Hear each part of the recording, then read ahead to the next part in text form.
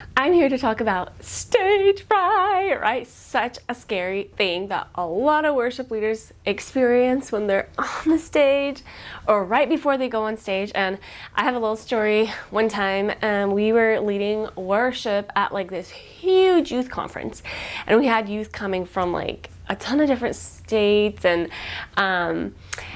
I was leading a song, doing a solo, and I remember right before, it's like I already went to the bathroom, but all of a sudden I have all these symptoms, right, of nervousness. Like I'm just, getting those popular symptoms that people usually get when they're feeling very nervous, right? And I was standing there right before going on stage, and you will not believe what I did. I went on stage and I did it anyway. So those are kind of the things that I'm going to talk about today, about doing it anyway. So stage fright is this huge topic. And before we really dig into it, I want to first touch upon kind of the science behind our brain. So our brain is actually designed for our survival. So in everything that we do, our brain really tries to make sure that we survive and that we do not die, right? Anytime you're looking from like this tall building or tall bridge, you feel your brain sending signals of like, don't come any closer. And, it's always trying to protect us from danger. So it will send different danger signals. And for everybody, those symptoms could be different. Sometimes if you're feeling super nervous or before anything, your brain might be sending you signals of like, some people get sweaty palms or their heartbeats. They just feel their heart beating much harder and faster. Or even though they were just in the bathroom, they feel like they need to go again. And these symptoms is what the brain sends to your body to be like, danger, do not go. Why? Because your brain, it's not trying to work against you. It's just trying to make sure that you stay alive. And so when the brain sees a large audience or even a small audience, but it's something new to the brain just thinks, oh no. And it tries to prevent you from doing anything new and anything really that the brain perceives to be dangerous. So I'll tell you, danger, do not do. And, even though logically, like this is not dangerous, I'm just going on stage. I'm going to survive this. Your brain doesn't know that. And the key in this is your brain doesn't know that until you try it. So now that we kind of talked about the science of the brain and that it's wired for survival and it will send signs of danger if you're doing anything completely new, I now want to talk about a piece called confidence. So before we start, getting into the stage fright, I want to also touch upon confidence. Now, a lot of people assume that they can receive confidence. And I'm all for, and I totally believe in God's supernatural power of like, Lord, please give me confidence, right? And a lot of people, especially in our like worship leader community, it's almost like, yay, I can ask God for confidence and I can receive confidence. But I want to bring back the Bible verse that says that faith without actions, right? So in order for faith to work, you need to accompany it with actions. So what I would like to suggest is that, yes, let's pray for confidence. Yes, let's ask the Lord for confidence. However, confidence is not something that you receive. Instead, confidence is it's a result of a particular action. So once you put in the action and prayer, right? Faith requires action. So once you put in the faith, you put in the action, that results in confidence. So you could be just, waiting to be in the worship ministry, maybe not really getting into leading any songs or not being into, because you're waiting to feel more confident. Guess what? The confidence will never come. It never just lays on your lap and just comes. No, you have to have particular action steps in order to gain confidence. And what action are we talking about? I'd like to propose that it is being courageous. Now, starting a new little thing here, right? We talked about the science of the brain. We talked a little bit about confidence. Now, what's needed for confidence is courage. You know, all the people that you could think of that were super courageous. I mean, the first one that comes to my mind is, of course, Charlie Kirk. You know, the whole thing that just happened recently. People that were courageous. If you just think of, you know, Apostle Paul in the Bible, Peter, Martin Luther King, anyone who stood up for something and they were courageous. I want you to ask yourself a question. Do you think that they had no fear? Do you think they just supernaturally had no fear?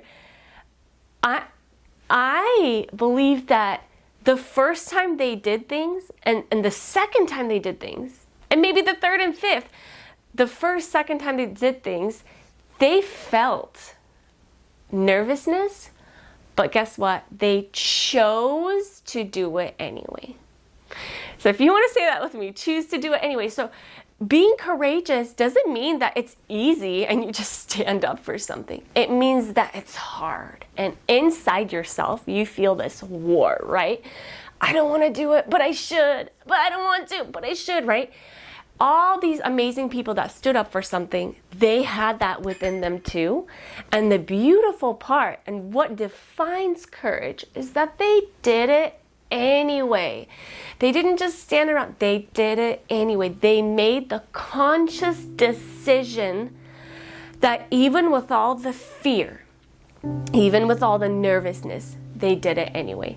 And so leading back into stage fright, okay, the more that you take courage and you act, right? You put in the prayer, you put in the action, that will result in confidence.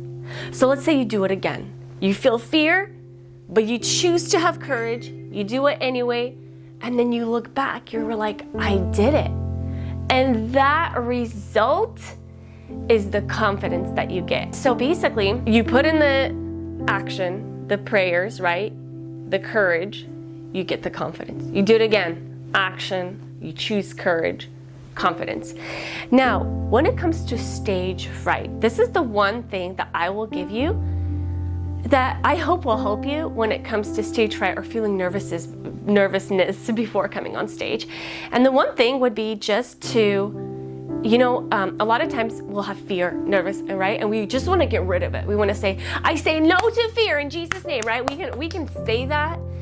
And I do believe, like I said, I do believe in God's supernatural power, that He does lift things off of us, and it's incredible.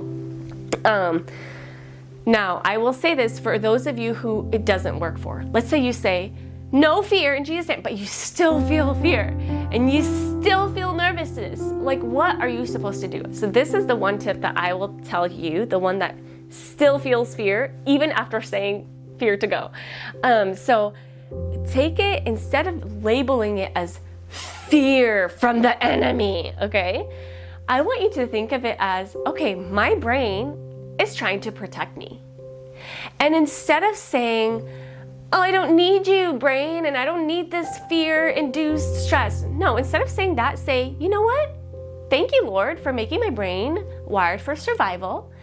And to kind of visualize it, pretend that you take this these symptoms with you in a bag and just say, you know what? I'm going to take this with me. I'm going to take these sweaty palms and fast beating heart with me, because I understand that it's a survival mechanism.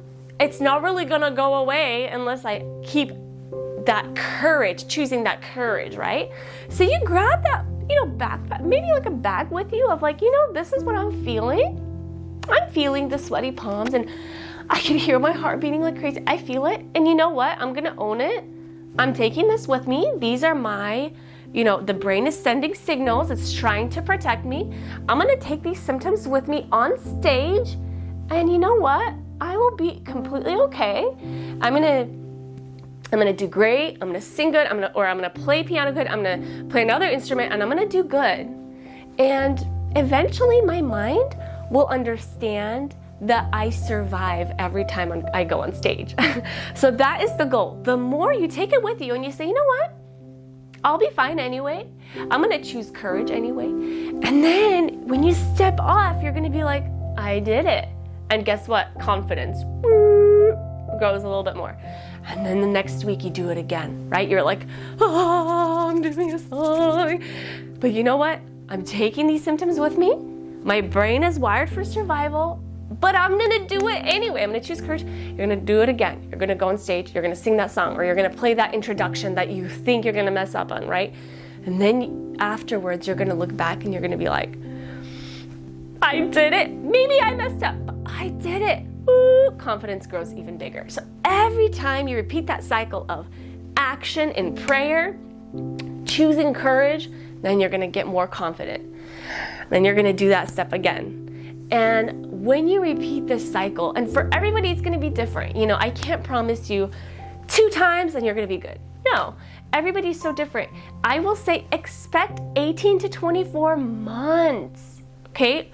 Maybe for you, you know, if you're in a smaller church and it feels more of a family, maybe after a few months you're already gonna feel better.